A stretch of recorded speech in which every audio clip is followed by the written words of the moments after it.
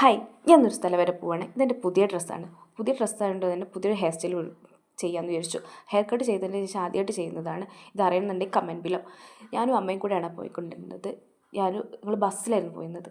ഞാൻ പോകുന്നത് കളയട്ടക്കാവിലേക്കാണ്. നിങ്ങൾക്ക് സ്ഥലം കണ്ടു തന്നെ മനസ്സിലായിട്ടുണ്ടാവും. മലപ്പുറത്തെ അല്ലെങ്കിൽ ഈ ഏരിയയിലുള്ള എല്ലാ ആൾക്കാർക്കും പെട്ടെന്ന് ഈ സ്ഥലം കണ്ടാൽ മനസ്സിലാവും. കളയാട്ടം മഹോത്സവത്തിനാണ് പോകേണ്ടിരുന്നത്. ഒരു മെയ് മാസം തുടങ്ങുമ്പോഴേ ഞങ്ങൾ തിരയാൻ തുടങ്ങും. കളയട്ടം എന്നായി വെള്ളിയാഴ്ച ഏതാണ്. എൻ്റെ ചെറുപ്പം മുതലേ ഞാൻ പോയിക്കൊണ്ടിരുന്ന സ്ഥലമായിരുന്നു. ചെറുപ്പത്തിൽ എല്ലാ വർഷവും എന്ന് പറയാൻ നമുക്ക് കഴിയുന്ന എല്ലാ വർഷവും ഞങ്ങൾ പോയിക്കൊണ്ടിരിക്കുന്നത്. ഈ സ്ഥലം കാണുമ്പോൾ തന്നെ നമുക്കൊരു മനസ്സിലൊരു സന്തോഷം, എന്താ പറയുക, ഒരു വികാരമാണ്. മലപ്പുറം ജില്ലയിൽ താമസിക്കുന്ന എല്ലാ ആൾക്കാർക്കും മനസ്സിലാവുക അതെന്താന്ന്.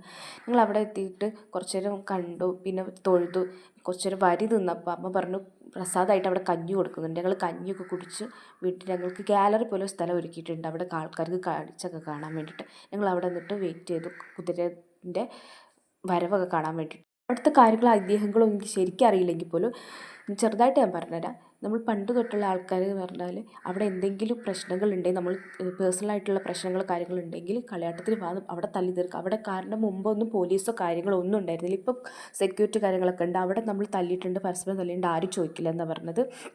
അതിന് അവിടെ കുറേ കമ്പും കാര്യങ്ങളൊക്കെ കൊണ്ടിട്ടാണ് വരാറുന്ന.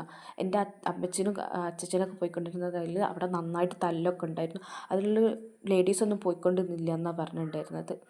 ഇങ്ങനെ കുരുത്തോല വെച്ച് കുതിരകളെ കെട്ടിയിട്ട് നമ്മൾ നേർച്ചയ്ക്കോ അല്ലെങ്കിൽ ദേശപരമായിട്ട് കൊണ്ടുവരികയാണ്. നമ്മൾ ഒരു തരം പാട്ടുകൾ പാടിയിട്ട് ചെണ്ടയൊക്കെ കൊട്ടി കുതിരനെ വരവേറ്റ് അമ്മയ്ക്ക് ദർശനത്തിന് വേണ്ടി കൊണ്ടുവരിക എന്നാണ് അതിൻ്റെ ഒരു ഐതിഹ്യം ഉള്ളത്. നമുക്ക് ഇഷ്ടമുള്ള പോലെ നമ്മൾ ദേശത്തിൻ്റെ വരവുകൾ ഗംഭീരമാക്കുക.